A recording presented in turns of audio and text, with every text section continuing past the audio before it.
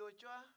Thank you, Madam President, for the recognition. Madam President, I rise today to contribute to the motion introduced by the Honorable Senator Chief Nochombo on the preservation of traditional practices and culture. I do so in full support, but also to extend and contextualize the discussion by specifically highlighting the systematic cultural marginalization faced by the Ndebele-speaking communities in Zimbabwe. Truly thankful. And I want to say to Isizwe, Mahlabezulu, Isizwe sikaMthwakazi, really, the outreach, the outpouring support that I got from my little contribution in Parliament, I didn't think it would touch so many people.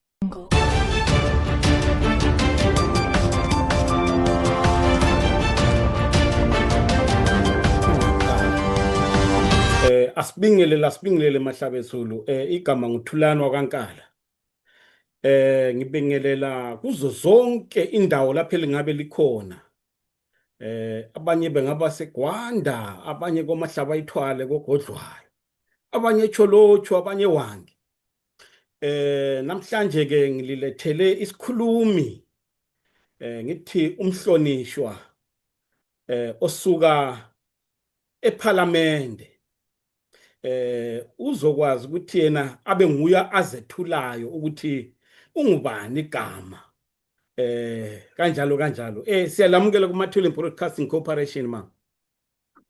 Lami ngiyabonga kakhulu umsasazi ukuthi ungimeme ehlelweni lakho, lami ngizizwa ngamukelekile kakhulu ngiyabonga.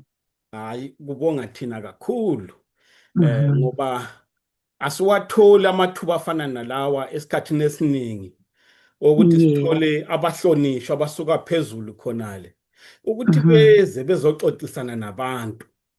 Ikho ke lokhu singeke sikuthathe kancane, siyakuhlonipha kakhulu. Yes. Njengoba nje ngishilo bengizothanda ukuthi lizisho ukuthi lingubani, lisukaphi.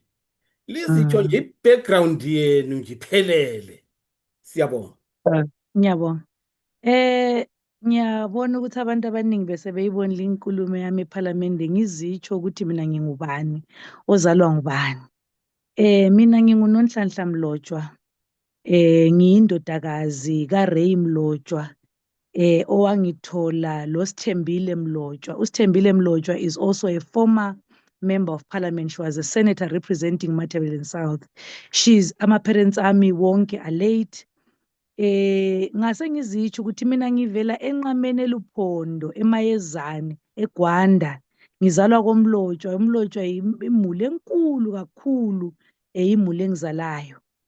Ukhulu wami nguSamuel Mlotshwa, engumfundisi omkhulu weBrethren in Christ Church, babengabefundisi. uSamuel ngatsho futhi ukuthi uzalwa nguMasigwa, lomapholisa, uMakhumalo, uNdonda weziziba. Ubaba wami uRay uzalwa nguMachazi, uNjokweni, uThabani, uJodeli Magawugawu, uSojama omuhle ngitsho la ngemlenze yakhe. Mina nginguMahlambu uNzimani uMthukwapi, uSichenci sebafazi abaluthulu, umzingelo ongabuyize, engabuyaze induku zabe zaphukile, uphunga nkonyane zandoda. Ngizelwe ngubaba uRay engumntaka Samuel loSithembile, ngafunda koBulawayo, ngafika ku-A level ngifunda koBulawayo. Ngase ngithi lami ngikhuphule izinga lami lokufunda, ngafunda le-UNISA. Ngibona ukuthi konke lokhu kwakuyi-background yokuthi kungilethe to where we are right now, to bring me to this position of leading umphakathi, isizwe seMatabeleland South right now, iprovince yeMatabeleland South.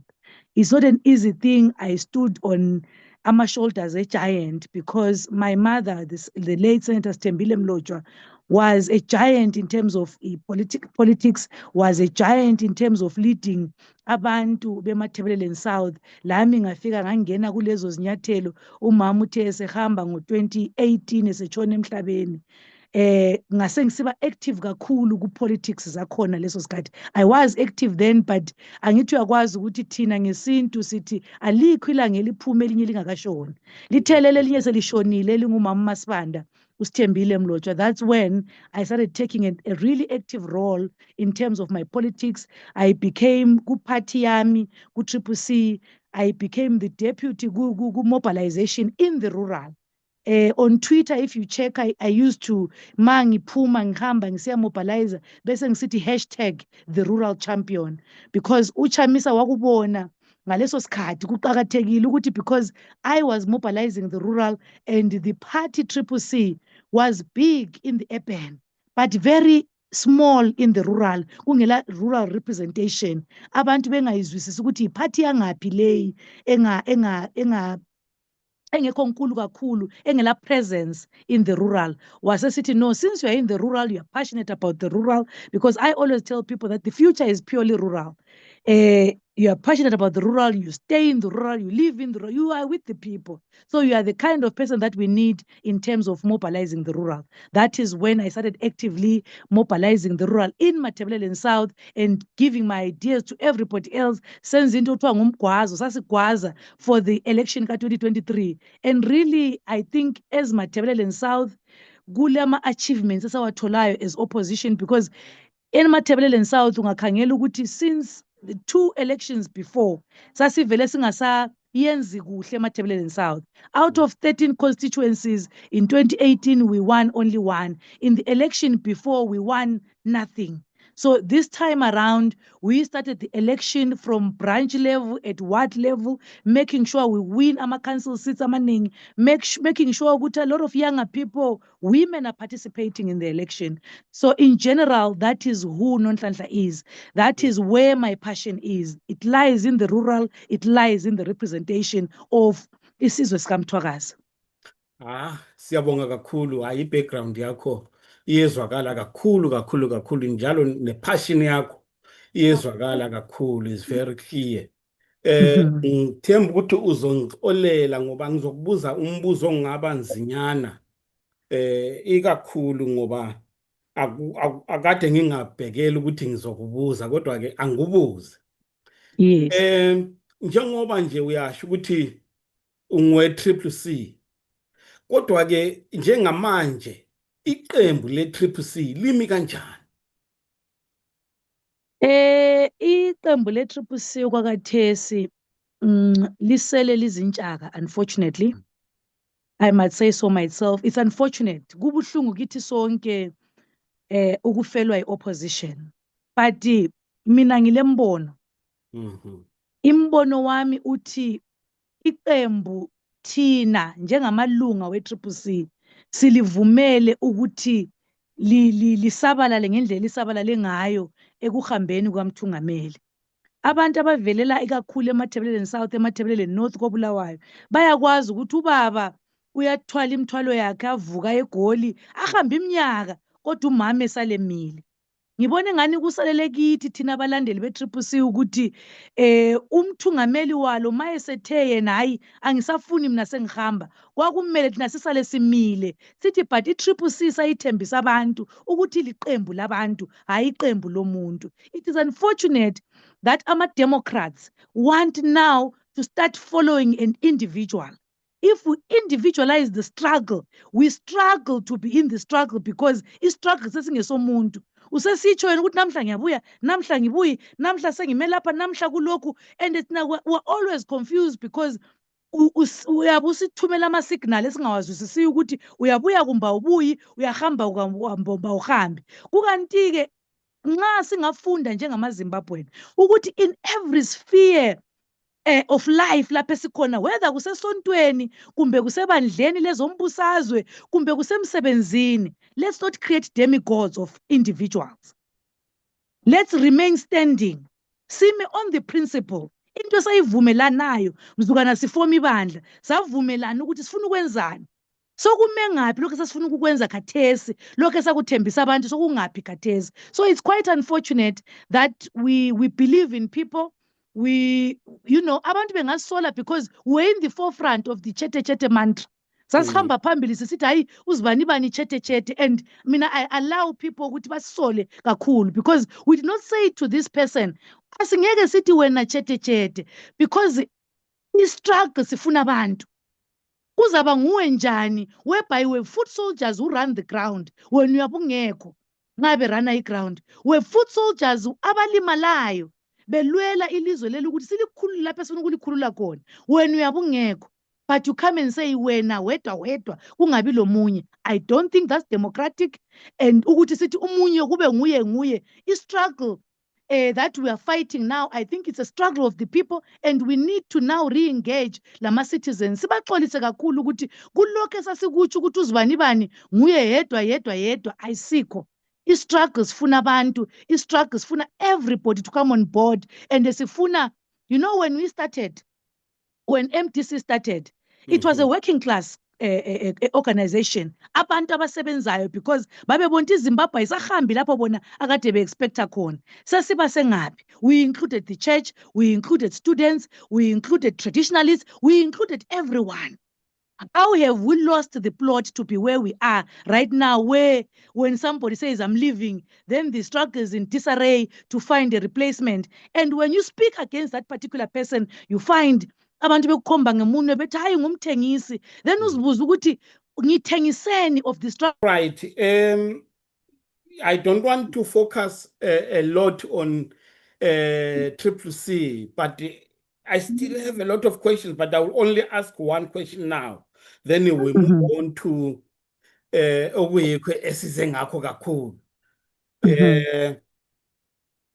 you said when you have a vision, but uma sibheka ukhetho selusondele. Of course we don't know ukuthi iZANU PF ne government bazokwenzani noma bazolu shifta luye phambili ukhetho noma cha, we don't know. But let's thathe ngendlela i-constitutional ukuthi according to the constitution kumele lube nini 2028. Yes. Lina lizobe li under what, lizobe lingaphansi kwaliphi iqembu? Mina, I would strongly believe I'm willing to serve, but I'm willing to serve people who want to be served by me. It's unfortunate that Triple C ayikho. Umbono wami uthi, ngumbono wami lo. Yeah. Bekungaba njani ukuthi because thina sisasele question njenge marginalized group, njenge marginalized region, the southern region is still underdeveloped and marginalized, and we haven't benefited really anything from sending anybody to parliament. Asikatholi lutho olutangible esingalubamba sithi hayi siyabona ubani wahamba njengesizwe wasiphathela lokho. Mina ngibone ngani kungaba kuhle if we now sit down as Matabeleland at a round table and say, what are we benefiting from parliament? The people that we are sending to parliament, are we really benefiting anything from them? Siqala ukuziquestiona. Bese sivumelana siyisizwe ukuthi asibeni lesivumelwano thina ese region esethu, because we are still underrepresented. Angithi, and you know how parliament works? Yeah. In terms of parliament nxa usiya debate, you debate your party position. Umuntu lomuntu udebate i-party position. Kusenziwa ukuthi eparliament kule whipping system. Kule system of whipping that works in parliament. You cannot just debate without agreeing with your whip ukuthi this is what you're going to debate. Inhlanhla yakhona ukuthi mina I'm a whip in the parliament of Zimbabwe. I am the chief whip of opposition in the parliament of Zimbabwe. Okay. And we are agreed as leadership that the Matabeleland question is our party position. We are agreeing, siyavumelana ukuthi kuyiposition yethu njengeparty njengobukhokheli ungabunanzelela ubukhokheli be-opposition khathesi is purely led in the southern region. The leader of opposition being Sengezo Chabangu, I, Nonhlanhla Mlotshwa, being the chief whip of parliament. It is new in the parliament, in the 10th parliament, that the opposition is led in the southern region. A parliament.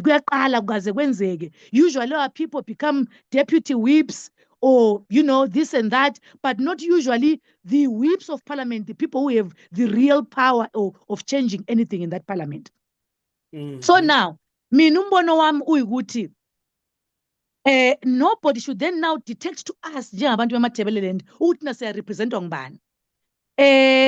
Yena uNelson Chamisa wakwasithuma thina siyi-group of people ukuthi go and ask the people of Matabeleland ukuthi kanti kuyini okwenza bengasavoteli opposition, because since 2000 we had over 75% vote from Bulawayo going to opposition.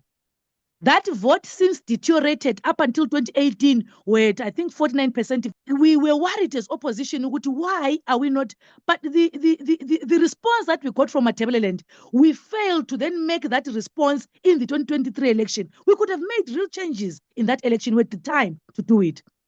So the response that we got from Matabeleland is that thina njengabantu bemaTebeleland ubukhokheli bethu siyabazi, i-hierarchy yethu siyayazi. Wothini sizikhethele abantu esifuna bayesimele eParliament esibona be-capable yokusibonela eParliament. It is unfortunate that the leadership of the party did not take our recommendations as the Bulawayo Commission and went ahead again in the 2023 election to then impose our candidates, which is the cause of why you are here now. It is the imposing of candidates in Matabeleland where people are saying, we know our leaders, we know who is Mbani, let us choose our own people. Politics is local. Politics is purely local. Why are we not letting people choose? So umbono wami uti, let's come together as people of Matabeleland. We have Mthokazi Republic there, we have ZAPU there, we have another party, Ekokelwa Ngubaba, the former Speaker of Parliament, Ulav Momoyo, we have the CCC. All these people clearly want something in Matabeleland. Kanti singahlangana sisonkeni siubize umphakathi sivumelane nini ukuthi let's have people clearly representing Matabeleland bayesimele eParliament, and ilizwi letizazwakala is going to be elevated because we are saying, well, we don't belong, but we only belong to Matabeleland. We don't belong to anything else but to Matabeleland. So lokho kuzasiza kakhulu. And what I was saying in Parliament, I think is part of the leadership that we need. Ukuthi sibuye lama ideas. Izinduna eziyizinduna zenkosi. Kazi hlale phansi futhi zivumelane ukuthi kanti siyizinduna zikabani nxa singasozinduna zenkosi. Who is the nkosi? Konke lokho is question that we need to ask ourselves. Inkosi ngubani? You are all those raising things. very, very interesting questions. Because this issue of marginalization or ikhulume Parliament, but into engifisa ukuthi ngi-understand nge-marginalization ne-CCC ne-MDC yikuthi kungani ngesikhathi i-MDC very strong, i-CCC very strong, we have never had a voice of Matabeleland within EMDC and within CCC. We never had the agenda yeMatabeleland iphuma egcekeni ukuthi we are marginalized. Why bekungazwakali? Mina ngibone ngani i-voice yeMatabeleland ibikhona ngumbono wami, especially in the MDC. Ungakhangela i-MDC isaqala, the founding members and the National Standing Committee ye-MDC isaqala. Yayilabantu esasibahlonipha kakhulu who were part of the MDC and who were part of Matabeleland. That is why we had more votes, over 70% bevotela abantu besindebeleni, because they could identify with them. But as the party grew, bigger and bigger, and do you realize ukuthi MDC, even the CCC, is getting more votes in Matabeleland than they are getting in the northern region. In the last election, CCC got 68% of its vote from the Matabeleland region. ZANU-PF got more than 75% of this vote from the northern region. So ngokuya kwesikhathi internally abantu besindebeleni baqalwa manje ukusuppresswa. If we were to speak out, at one time in a meeting, I won't say who said it, somebody stood up and pointed a finger at me in our meeting and said, there is people here, Mr. President, who want to pretend to be more Ndebele than other people. And that finger was pointing at me. It was difficult then to speak out, because if you speak out, you are then this person who wants to cause dissent. You are then this tribalist who wants to cause dissent, because every time abantu besindebele nxa befuna ukuzitsho kuthiwa no wena a tribalist wena. But there is nothing wrong, Msasazi, ngokuba yi-regionalist, because that is where I come from. That is the region that I represent. And I strongly believe ukuthi labantu abaphuma ku-northern region labo bangama-regionalist endaweni zabo. Kanti ngathanda passionately region yami and want it ukuthi i-region yami iphumelele. Akukuhle yini for the national question when Matabeleland is not marginalized? So I think when Matabeleland is not marginalized, it makes sure that isizwe sonke kule unity, kule sivumelwano ukuthi labantu beseNdebeleni, they don't feel as if they don't belong. The president of this country says ilizwe lakhiwa ngabanikazi. Ngingumnikazi yini Msasazi nxa kuyikuthi khonapha umuzi wami ngiwakhile, umuntu abuye vele emberengwa azogebha igolide duze lomuzi wami mina ngingavunyelwa? Those are the questions that we should be asking ourselves. Yiyo phela marginalization yakhona, because ngathi ngifuna umbuso, the constitution is clear ngo-2013 ukuthi kule devolution, which clearly there's no political will yokuphusha i-devolution yalalo yonke iyenzeke, ngoba anti-devolution sithi yikuziphatha kwezigaba. Ngiyabe ngisiphethe njani mina esigabeni sami nxa kuyikuthi u-DA uphuma eMarsh East, o-leader i-environment uphuma eMarsh West, sitsho ukuthi thina are we not capable of leading ourselves? The question has always been that, are we not capable of leading ourselves? Into thina engani iyasehlula is to come together and unite. Let's unite as Matabeleland, and then it is easy for us ukuthi sikhulume with one voice. Ukuthi lokhu yikho esikufunayo. This is the Matabeleland question that we are talking about. Okay. Njengoba nje ulilungu leParliamente, maybe nje uma ungasichazela kancane ukuthi wena ngokubona kwakho i-leadership esuke eMatabeleland, be it ZANU-PF, be it CCC, be it MRP, be it ZAP, uma isiye eParliament kumele isebenze njani ngokubona kwakho, ukubona kumele kusebenze njani? Like I have given you a background ukuthi iParliament isebenza njani. Parliament ilama caucus. Caucus, the leaders of those caucuses are the whips. It is a whipping system. We are whipped to ukuthi ulandele i-party position. It is quite unfortunate that we can't sithi mzukwana siphuma sesiye eParliament siqale siyencela sithi madoda sifike senzeni ngale, as much as somebody ZANU-PF, somebody MRP, somebody Mthwakazi, but sihambisile agenda eyi-one, agenda Matabeleland. Are we sure, have we come together to say this is our agenda as Matabeleland? I don't think we have done that. We need to come together as the whole of Matabeleland, regardless of party. Ukuthi singakubona Msasazi ungowe ZANU-PF, but sikubona ukuthi nxa ufika eParliament you are representing our interests. We must as Matabeleland say no, but Khumalo ngowe ZANU-PF party clearly represents our interests and we vote for you. But unfortunately, we are so divided. We vote along party lines. We don't vote for i-capabilities zomuntu. Sizole sephezulu ngale sithi ay but samfaka kodwa samuzwa khathesi umuntu lo. But remember, you are not voting for the individual. You are voting for the party. If vision leyo ukuthi ahlale phansi sivumelane umuntu okuthuma, then sesiku-question ukuthi wena sikuthumile wena. Sufika ngala usasimeli yindaba. But then we can't question anyone because umuntu lo muntu uvotele under a party ticket and to represent their party. So we really need to come together as Matabeleland to agree on things. agree ukuthi sifuna ukuhamba njani. What is it really that is representation to us? How do we change our status quo? Because we can't be victims all the time. Yeah. A parliament currently, what is the attitude towards the aspirations and needs of the people of Matabeleland? You know, mina ngicabanga ukuthi you get for what you fight for.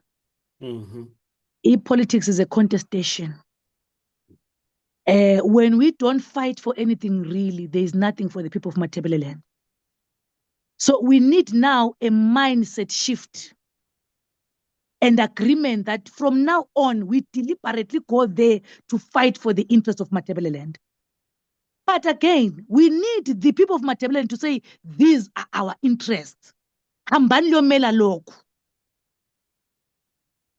So now ngithuma uthi ngihambe ngiyomela lokhu, it is easier now because I'm boistered. I know ukuthi mangichibilika ngapha bakhona bangimeleyo, mangichibilika ngapha bakhona bangimeleyo. I'm not standing alone in my representation. So the people that we represent need to actively stand up and say, look, MPs ake libuye ngapha. Sizolibuza ukuthi nanku lokhu lalokhu elikumeleyo ngenxa ukuthi limele lokhu ake silizwe livungama khona leParliament kungabi lama lone rangers and lone voices, because it's quite dangerous to be alone in the representation. Because now you are a target of somebody else who doesn't now agree with what you're saying.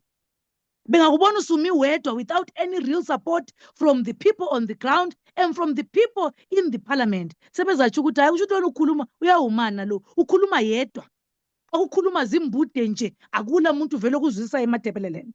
So we need to now abantu beMatabeleland bathi buyani ngapha ama MPs zethu ngoba lingabethu silithumile selithuma sesilithuma lokho. That lihamba sasingaliphanga ukuthi silithumeni a real agenda. We are giving you an agenda Matabeleland. Yeah. Umuxoxisana nabantu abaningi ngaphandle lana ikakhulu ababuya ku Northern Region. Bayala ukuthi iMatabeleland is marginalized. Uma ungasichazela wena ukuthi imarginalization lena how does it manifest itself? Ukuze abantu be-understand ngempela ukuthi yini marginalization, abantu beMatabeleland ba-marginalizwe kanjani eZimbabwe. I-marginalization le mina ngiyibona imanifesta ngendlala, imanifesta ngokuthi abantu abajabulanga, but people can't exactly pinpoint ukuthi abajabulanga ngani. Abantu are not happy in Matabeleland. Ngakunika umzekelo walapha engikhona khathesi eMatobo la. Kulama mines, kulama mining companies. Yet that does not translate to the people of Matobo getting anything in their hands. Emaphakethweni wabo komile. Ezibhedlela nxa bethi bahambisa omama baba kula muthi. Ezikolo zabantu ababo there is nothing. Imgwaqo ifile. Besides that, thina abantu beMatabeleland are in the region 5, komila kula manzi, amadama ambalwa.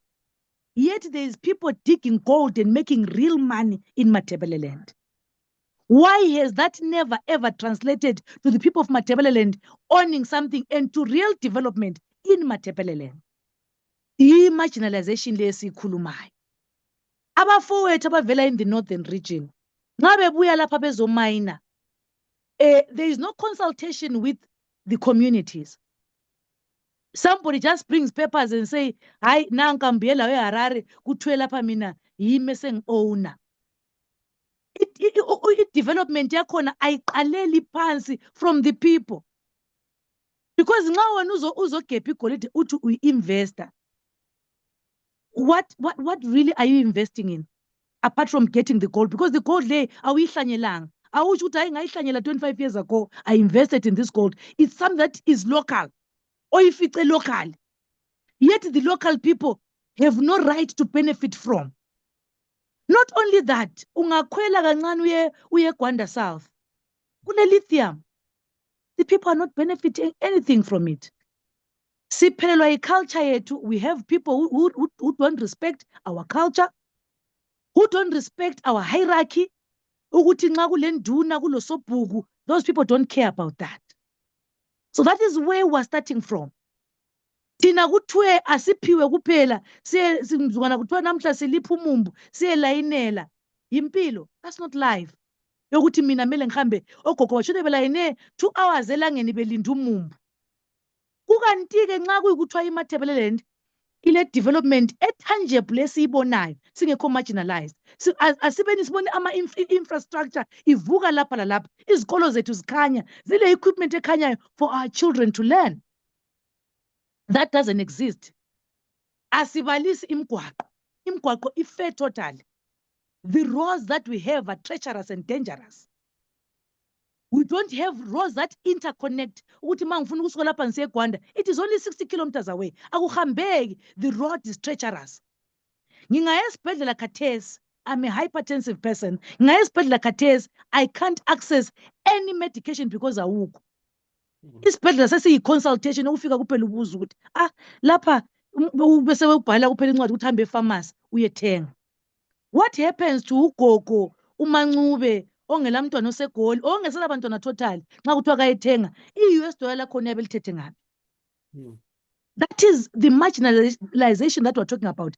If we have no real influence in our land, we don't detect ukuthi thina njengoba sile gold elingaka sifuna ukulimayina silithini. Akula beneficiation of the gold. Liyakhitshwa kuphela lihambe likhitshwe lihambe, and we don't benefit anything as the people of Matabeleland, as the locals. Thina kwethu kuphela ukukhala isimaye maye indlala ngapha, maye abantwana ngapha izikolo. You know, most of the schools that you go to today, there is not even mobile network. Imfundo lesifunda abantwana ba download izinto bagugule bathini because that's how other nations direction ezithatha in terms of the education yabantwana. It is quite unfortunate for people who purport to be so intelligent to run a country down like this. We purport to be this educated nation in Africa, but khangela abantwana bethu where they are right now. Ungaya emzini emnengi that next to the border of Botswana, next to the border of South Africa, ufica ukuthi young people abekho, abakhona basezimayini, and our children are bending their backs in the mine for nothing. Really, there is nothing that they're getting out of it. But omunye umntwana uyabe this is my mine, and sengisiya develop it. It is quite unfortunate. We need government to be deliberate in terms of developing Matabeleland. If they are serious, ukuthi ilizwe lakhiwa ngabanikazi bani, abasekele nabanikazi, si benefit from our local resources, then develop our land. Imizi yethu mihle kakhulu, it shows that we want development. Izitolo zethu zinhle kakhulu, it shows we want development. But okwakhiwa nguhulumende ku-dilapidated. The hospitals are dilapidated, there is no medications, and there is nothing for us. Ngabe kuyayenza ukuzakhela imigwaqo njengoba sizakhela imizi, ngabe siyazakhela. We have beautiful imizi ema-South lapha, ungabhoda uye Plumtree, uye ngaphi, mihle kakhulu imizi yakhona. Kuthi ukuthi i-development sayifuna, but kulalokho kumele ukuthi government it stand in, they are not standing in for us. Yeah, kunzima, and ngiyazibuza ngoba eqinisweni uma ubheka ubuyela muva, le issue marginalization eMatabeleland has been an issue for a long time.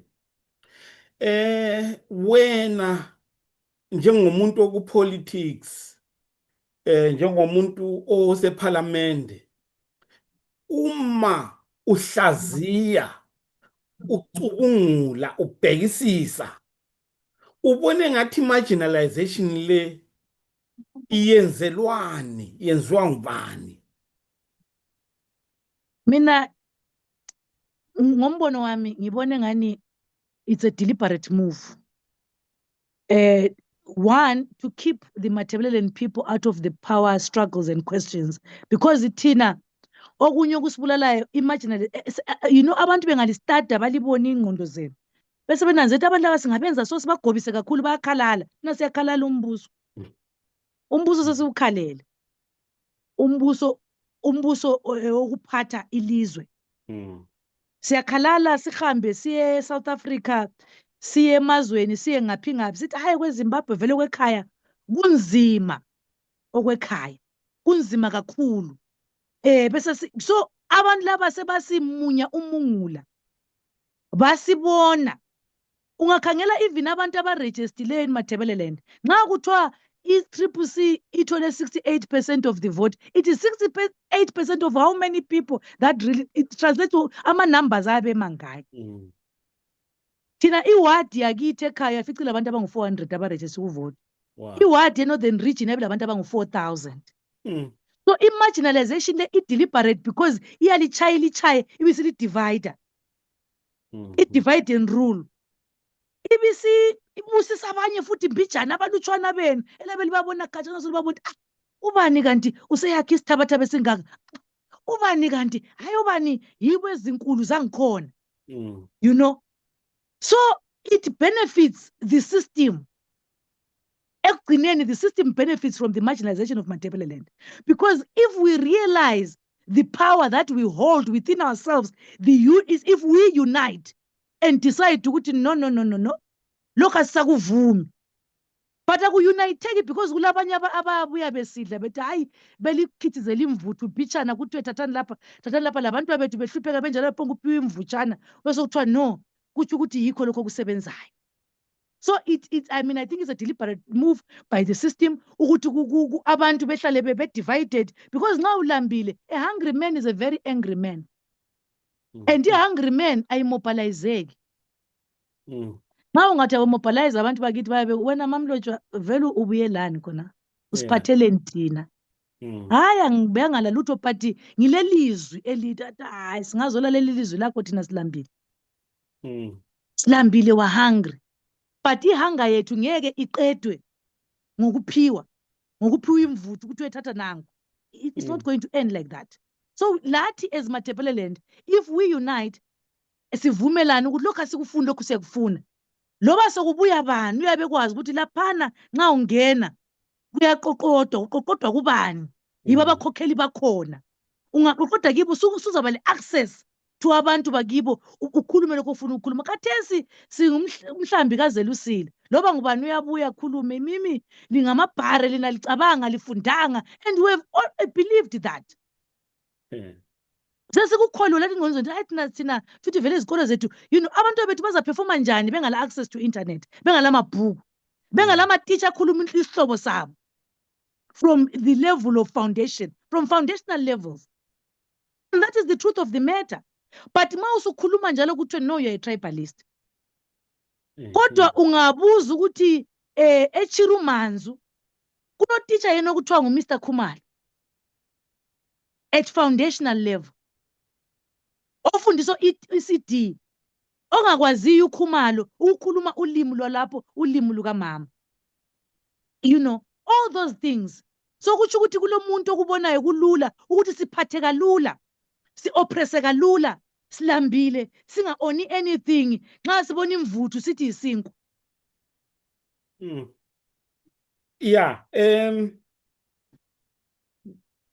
kune-issue ye-culture kune-issue ye-language then bese sibheka i-education system usukureyizile already but angazi ukuthi into le iqhamukaphi eyokuthi many leaders many organizations uma becomplaina bakhuluma ngabantwana at ECD level what about abantwana base-primary what about abantwana base-secondary what about abantwana bakuma-higher institutions of learning kumele bafundiswe ngubani why bona bengafundiswa ngabantu bakubo uthi at university level uthola ukuthi there is umuntu wakini okufundisayo someone ozoku-inspire ngokuthi usazi ukuthi nama I can go and reach that level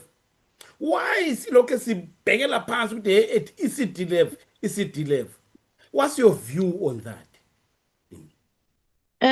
Ngicabanga ukuthi at foundational level yikho lapho umntwana esimbumba khona for them to get to reach to higher institutions as the higher learning. It's unfortunate that abantu abethu bahle baphele khonapha bengakafiki phezulu. Abafika phezulu balutshwana who are lucky to get there in the first place. So this system esimarginalizayo ihle iqale khona phansi. Ihle make sure ukuthi alifiki le phezulu. I haven't really done an analysis. I wish somebody can do it. An analysis yokubona ukuthi what are the effects. Ukuthi effects abantu abethu laba abafundiswa ngabantu abavela ngaphandle kwezigaba zethu. How does it affect them up to secondary level? Ngifuna ukuthi kube ngani siyenza analysis yona leyo siphume layo. And i-importance yokuthi i-culture kube mina I can now ngithi ngifundisa umntanami ukuthi hayi ijodo lihlutshwa so umxhanxa siwupheka so because ngiyakwazi. Kodwa omunye umuntu ongakwaziyo uza kufundisa njani umntwana osefunda anti ithiwa yi-education 5.0 efundisa umuntu holistically ebafundisa i-culture zabo. Uzayifundisa njani i-culture wena ongayaziyo? How are you going to teach these children i-culture wena ongayaziyo? And how do we know ukuthi lapho wena wavela khona mhlawumbe uyabuya lapha uncinizela abantwana ufika ubatshela ukuthi hayi vele lina lapha eklasini yesindebeleni imaths alipasi so ngcono liyenze lokhu kuphela? How do we know? How are we safe? So lathi I think it must come to us that we start now investigating and investing in the education of our children. Find out the effects these teachers who are coming from outside, even at higher levels. You know, how are they affecting our children? How are they inspiring our children? How are our children faring up compared to umntwana yabefundiswe ngumuntu wakibo am-identifyayo? Because I think always you must be able to identify something that relates and resonates with you as a person. And you must say, but nxa ngikhangele uDube lapha, uDube, you know, Dube resonates with me and to where I'm coming from and where I want to go. So I think kumele kube le study sona leso ukuthi kube lo muntu ozimisele emathebeleleni sibone ukuthi izikolo zethu sezife okungakanani zidinga ukuthi kulungisiswe futhi okungakanani. Damage yakhona, how much is the damage? And are we sure ukuthi of the children that enroll at ECD level bahamba yini bonke baze bayefika at higher education? Are we sure those children are getting there? Because we need them to get there. But are we sure they are getting there? Yeah, it's very difficult. Also, this area, M7, jobs.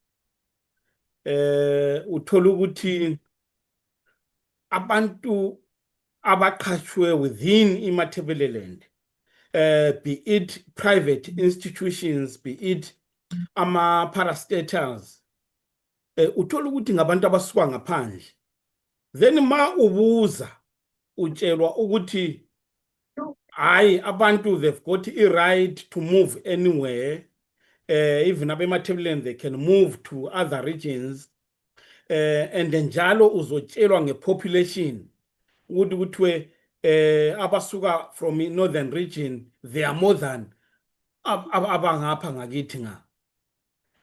What is your assessment and thinking around that kind of thinking, ekhaya? I thinking Leo, it's quite unfortunate. It's an unfortunate thinking. Mina ngibone ngani umuntu performs better esesigabeni sakibo because whatever they are getting uloku yisandla in terms of developing isigaba sakibo, developing themselves and helping out abantu besigaba. Say kulo nurse thizeni, I want to tell you a joke. Ugogo wami ugogo kamama wami ugogo unamapanga was sick egula. I think ngangingu-form 2 leso sikhathi. Waya esibhedlela semaphisa lapho umama wamhambisa. Wafica udokotela ongakhuluma ulimi lwakhe. ugogo isikhiwe engasazi, ugogo never got a chance to get an education. Ugogo uthe selaphana wasechasisa ukuthi hayi mntanami angizwa kuhle lapha kuthi khuxukhuxu lapha endaweni thizeni. Lo umuntu ukuthi nxa kuthiwa ukuthi khuxukhuxu keze ugogo ukuthi kuthiwa ugogo ukuthi khuxukhuxu kuthini. So laye wayenza ama-assumptions akuthi ugogo mhlawumbe ugula lokhu wamnika amaphilisi. Umama wasembisela esibhedlela wafika wathi doctor, this is what my grandmother says she feels.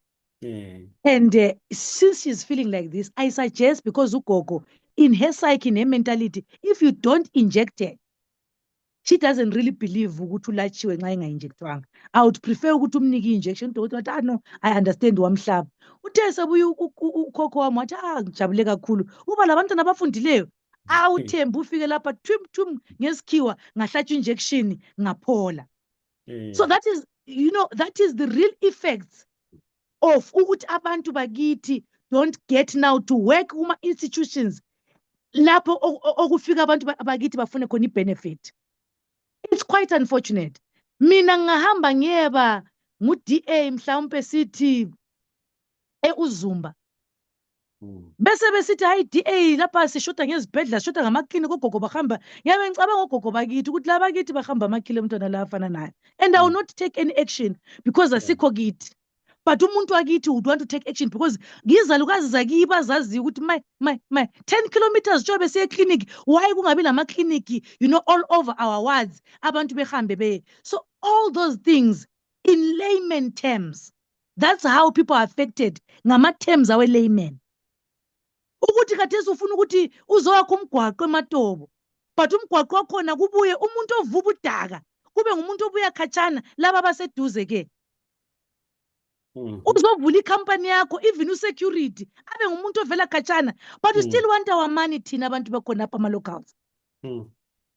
So again it comes back. I mean, I think it comes back to us. Yeah. Us as a people, us as a region. If we don't unite, you find omunye ethi omunye wakithi ethi kanti nxa evula ibhizinesi kulani nxa lina lisehluleka. Are you sure ukuthi abantu bayehluleka besebenza nzima kangaka? Nxa wena leyo sehluleka kulani lo engavula ngoba lamandebele vele lingamavila linje. So kusihleze engqondweni khona lokho ukutshela ukuthi singamavila, wa lazy, wa failing, wa doing this and wa doing that, and it's interpreting to us really believing it ukuthi kulabanye abantu who are extra superior who can do things that we cannot do. It's impossible. I don't believe in that mantra and that mentality. Yeah. Yeah, mangibheka nje ilizwe leZimbabwe, ukuthi kade kungani uma omunye umuntu one ezama ukuthi preserve lokho ayikho khona, be it i-language yakhe, be it i-culture yakhe, how does it diminishes someone else or another ethnic group? Udiminisha kanjani standing sabo and their existence? It doesn't. No, but get diminished ngokuthi abanye abantu ba preserve culture yabo. But kuloku yifear. You are feared njengabantu bemathebeleleni. Remember nalizalwa ngama warriors. Abantu ababesilwa izimpi bebusa. So people fear you coming together. People fear the preservation of our culture. It is a fear of the unknown. I think now it is up to us that we start having these ingxoxo, mpikiswano, labantu from other regions. Engisaying lakwazi ukuthi singapreserve thina okwethu ngapha. Kuba lula ukuthi lisiphathe because sile hierarchy. Kulokunye ngeke sikwenze mhlawumbe inkosi oyinduna ingakatsho ukuthi asikwenzeni, or abukhokheli bethu bungakatsho ukuthi asikwenzeni. So sibuse kalula. Khathesi kule dissent because we are grumbling. Sile dissent because we are not happy ngendlela esiphethwe ngayo. Kulula kanti nxa kuyikuthi i-culture yethu siyipreserve, ubuntu bethu sibupreserve, abantu besikhalangeni besenza ngendlela abenza ngayo. Anti yiyo phela the different colors of the nation, i-nation ukuthi benhle ibukeke, abantu besitonkeni lawo besenza okwabo ngale, abantu besixhoseni besenza okwabo, abesuthu labo amavenda labo ngokunjalo, asibo buhle belizwe yini? Nxa sikhangela omakhelwane bethu eSouth Africa asihawukeli yini? Ngabe senza i-culture zabo, ama-cultural expo zabo, kumnandi, abaphatheki lula yini abantu bakhona? Nambone ngani baphatheka lula. It's easy because you know abantu laba busy nge-culture, busy ngesizwe sabo, and they're developing it. The country is more united. Kuhle nxa silibiza ukuthi buyani lizobona, kulokuthi libuye lifike lisidelele ezigabeni zethu lisihlukumeze, you know, lifike ukuthi nxa uzokukhombisa umntanami ufike uvula igedi ungene uthi mina sengibuyile nxa ukuthi mina yimi engilemali ngithule ngoba ngiyesaba. Angiphathekanga. You know, you are bending our backs until when? There is a time where you know, people will snap and say enough is enough. Mina mbona ngani abantu baphatheka lula if they get to preserve their own cultures. And fortunately in the Senate as we speak, there is a lot of these debates, motions that have been brought forward not by the opposition, not by Matabeleland people, but one is by Honorable Senator Chief Nechombo. The one that I actually debated was actually by Senator Chief Nechombo on the preservation of our culture. There is one brought by a senator of Midlands, ZANU PF, Senator Mackenzie. There is one brought in by Senator Kotora, still speaking on our culture. So mina ngibona ngathi let's take an active role in terms of ukukhuluma ngeculture yethu, preserving it, you know, preserving ubuntu bethu, preserving isintu sethu, preserving izigaba zethu, because we need to do that at the end of the day. Yeah. No, ngiyakuzwa ithi ngubuza umbuzo maybe esizovala ngawo. Hayi ngoba ngiyakuzwa kakhulu uyachaza impela. If ubheka ngendlela imarginalization emi ngakhona njengamanje going forward, ubone ngani ama long term consequences azoba yini of ukumarginalize, one esizweni as a whole, two esigabeni seMatabeleland. Angazi msasazi ukuthi ucabanga ukuthi the consequences that we have now ngama short term. Ilizwe lifile manje as we speak.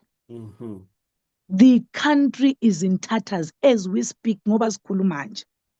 Angazi ukuthi uhulumende yena ngakuboni na kumbe kala muntu omalethayo ukuthi hey ngapha sokunzima ezigabeni. If you visit, you know, the northern region, every 5 kilometers there is a school, there's a clinic, there's a school, there's a clinic, there's a high school, there's this, there's this, there's that, there's that. You know, thina ke ilizwe lona angeke lithi, you know, nxa uthi uphethe ilizwe, the marginalized people or abantu abalutshwane, the minority, kumele babe beku-celebrate. That will show ukuthi for sure uphethe yonke indawo. But ungabona i-celebration yakho ikini kakhulu ukudlula kulabo abangasoba kini, kutsho khona that there is something wrong, that you must then question yourself ukuthi kathi nga-celebrate kithi ngapha waye bengani-celebrate kwenziwa yini?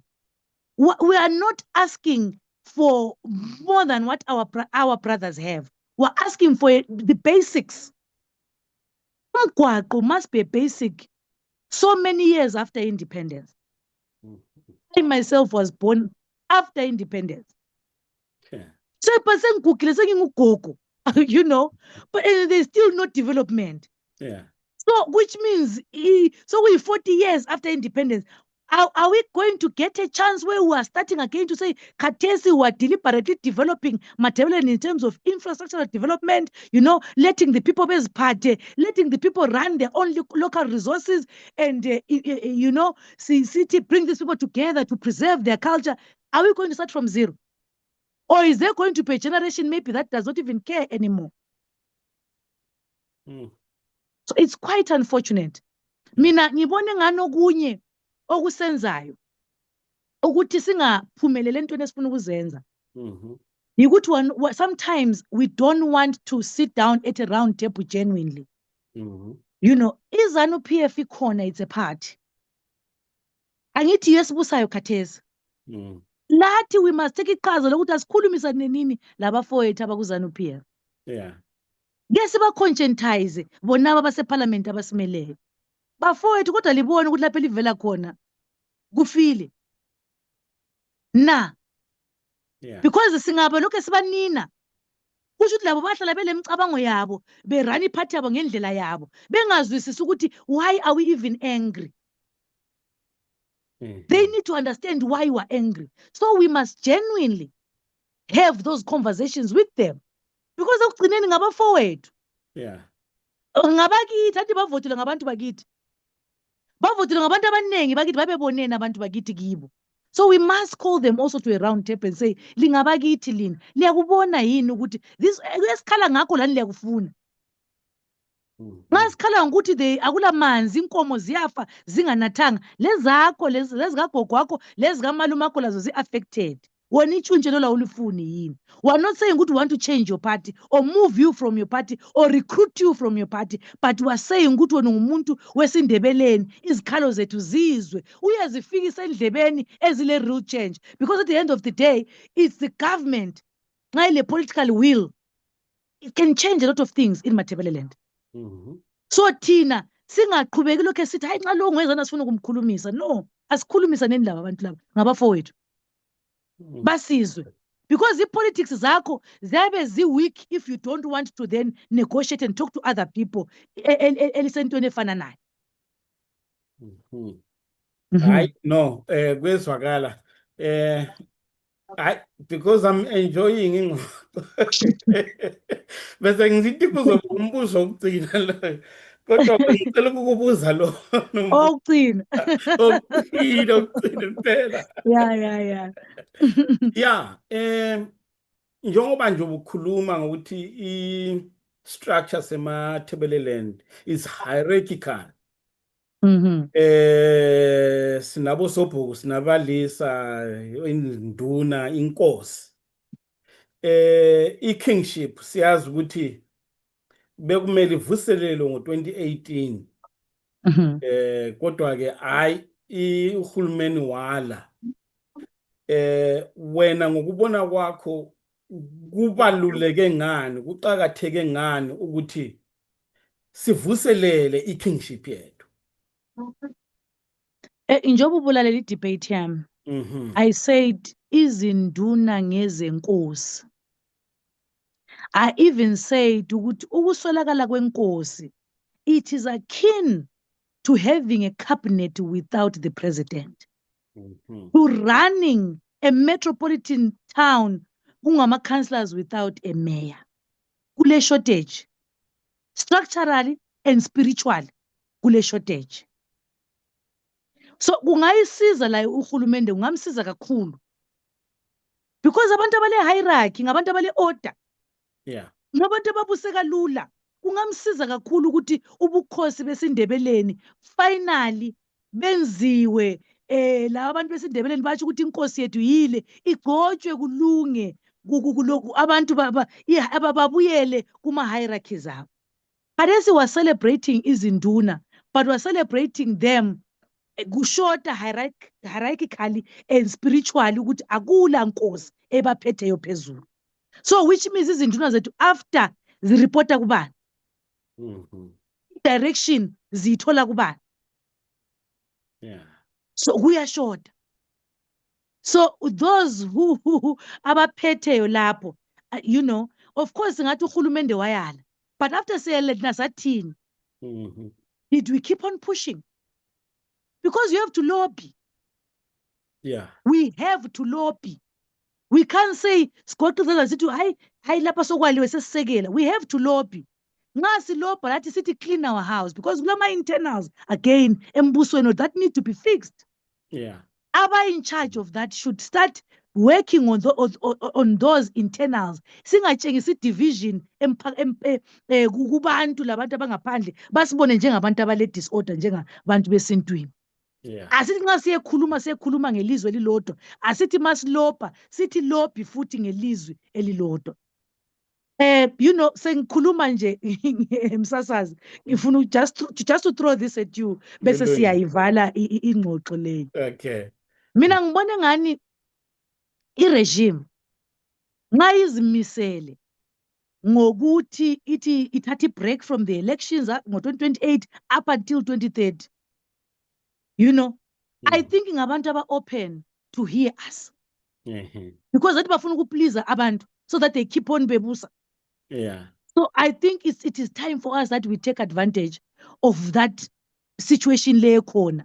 Siyakutsho ukuthi hayi madoda thina sifuni umbuso welizwe. Yeah. Asifuni umbuso wezembusazwe. Sifuna ukulungisa kuphela umbuso ophathelane lobukhosi besindebeleni. Siphele khona. Yeah. And sithi nxa sisiyalobhela khona lokho ngapha sisale sithanyelana. Lapha dlodlu bungahambanga kuhle, mabhena lawe buya ngapha, wena lawe buya ngapha, sibe sibuyisana ngoba kukhanya kukhona okuyingxoxo mpikiswano lokho okungahlalanga kuhle khonapha ebukhosini. Asibe sikulungisa but sibe sithi actively lobby uhulumende. Mina ngibone ngani this is the time. Strategically, this will be our time to start lobbying because uhulumende ivoti lemathebeleleni uyalifisa la. Kakhulu. So kalitholi because thina silokhe sileqhube lithi alisiphathanga kuhle. Ngibona ngani uhulumende uvulekile to us to go and say hayi lapha lisiphathanga kuhle. Kanti nxa lingasenzela so kungaba lula. And lathi sibe lezithembiso zokuthi honestly, in all earnest, we have no interest ye politics. We only have interest in our region and we only have interest embusweni wakithi. ANC iyaphatha but in KZN kulobukhosi and in other parts of the provinces kulobukhosi, but i-ANC isaphethe inkosi yenzokwayo. Kanti kungaba njani? Sithi look at the South African model. Send some of your ministers to go and benchmark. Babona ukuthi i-ANC yenu kwenza njani and still be able to ukuvotelwa ukubusa, because bale sivumelwano lezi nkosi zabo. That will work for us. I mean, I think this is our time strategically to start having that conversation. Kakhulu. Hayi, asibonge kakhulu. Siyajabula ukuthi lize lana emsakazweni sizoxoxa ngendaba ezithinta isizwe. Njalo siyathemba ukuthi ngokuzayo masilicela sithi ayilize emsakazweni futhi sizodingida ezinye indaba lizoza. Asibonge kakhulu. Ngiyabonga kakhulu. Ngibone ngani mina ngimfitshane kulezi sizidingidayo. Nxa ngiqeda lapha ngizawela inkanda kodwa kungasenani. I'm truly thankful and I want to say to isizwe eMahlabezulu, isizwe sikaMthwakazi, really, the outreach, the outpouring support that I got from my little contribution in parliament, I didn't think it would touch so many people. Angizange ngikucabangele khona lokho. I was just thinking lami ngishare, one or two off, because when after the motion was put forward, I had to go about and research and ask a lot of people, wena ucabanga ngani lokho, wena ucabanga ngani lokho. So it wasn't really it was a presentation from me, but it was a presentation from a lot of people who worked towards bringing on that presentation. Really ngiswela amazwi lesibongo and lokuthi kusasa please umphakathi ungastophi ukusisupporta, and not only that, boister us with more points, with more research, with more, as we debate other things going forward that affect iMatabeleland. Because bengicabanga nje ngingedwa ukuthi after this outpouring of support, I must have a motion ekhuluma ngabo ubukhosi. Really, I'll come back to the people and say, this is my motion. How do you help me in terms of research and in terms of what I present to Parliament, so that isikhalo sethi siziwe at that level. Ngiyabonga kakhulu. Hayi, sibongile kakhulu. Thank you very much. Thank you very much. Kunjalo balaleli, siyathemba ukuthi Hayi, liluzwile uhlelo, lizwile indaba ezimnandi. Asibuye futhi sidibane ngokuzayo. Okankala uthi khumu. As someone with deep ties to Matabeleland, I feel compelled to speak on behalf of the numerous people whose cultural and linguistic rights continue to be sidelined. Madam President, before I continue with my debate, to introduce myself and reintroduce myself, to really show how cultural and how deep my roots are in terms of culture. Madam President, mina nginguNonhlanhla Mlotshwa, ozalwa nguRay Mlotshwa. URay ezalwa nguSamuel Mlotshwa. uSamuel ezalwa nguMasigwa Mlotshwa. uMasigwa ezalwa nguMacebo. uMacebo ezalwa nguYotshwana. uYotshwana ezalwa nguManatha.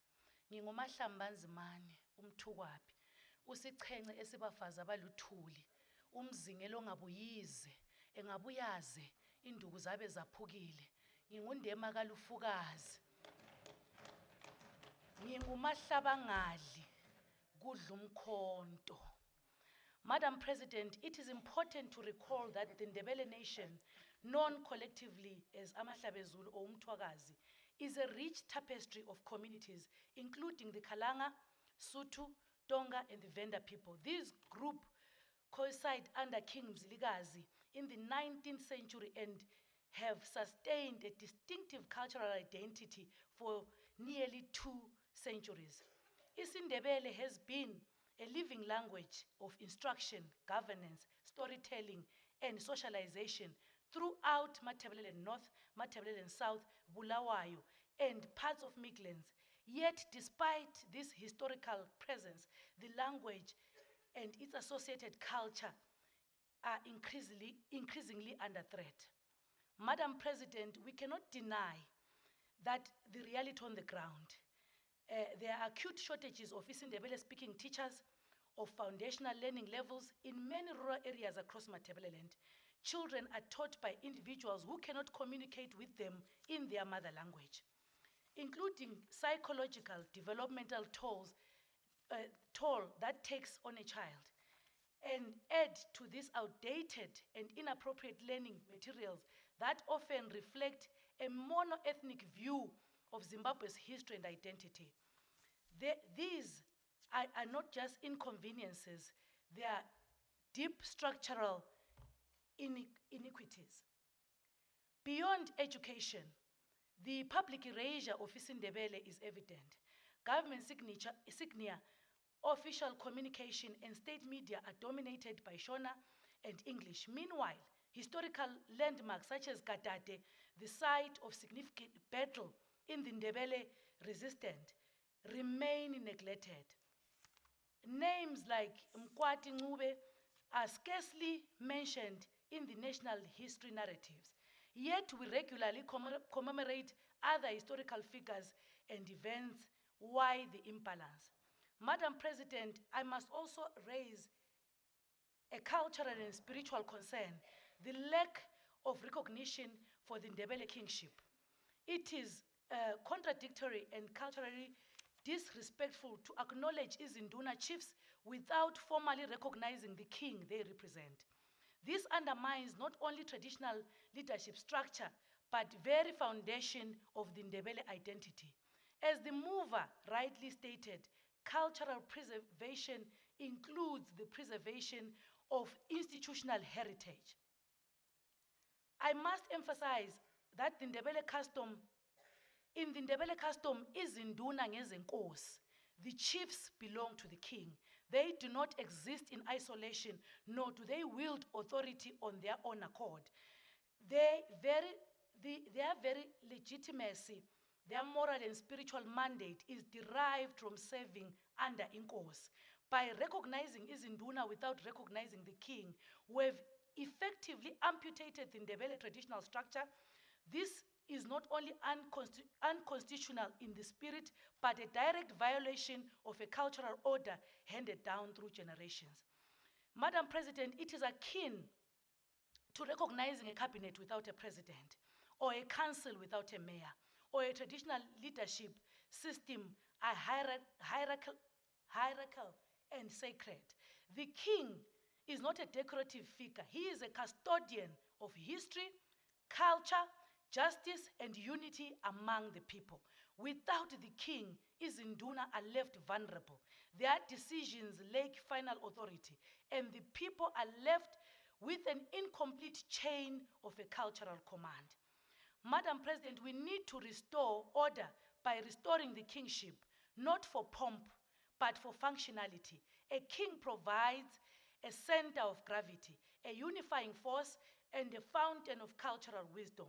Recognizing the Ndebele king is not about elevating one group or another. It is about fulfilling a constitutional obligation to honor all traditional institutions equally and to treat all cultures with dignity and respect.